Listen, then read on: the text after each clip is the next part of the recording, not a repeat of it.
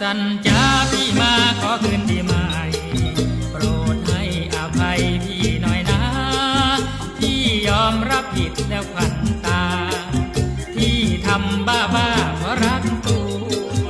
อย่าเอาจ้าพี่มาขอคืนดีไหมอยากให้อภัยพ่อที่มัวแต่น้องเสียไปจนหมดตัวความชั่วพี่ทำมันซ้ำแทงเลยล่ะอย่าถือสาเรื่องเก่าแทงเลยล่ะอย่าถือสาเรื่องเก่าให้อภัยเถิดเจ้าอย่าเมาคุ้มคืนผมนายไอ้ทรงให้งมมารักคนเดียวไล่บ่หันมาเหลียวไปให้นางคอย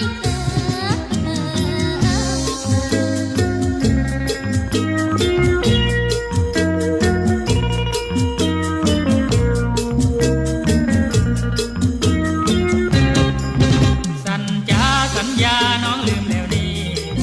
นัดที่เดือน6ให้ไปขอ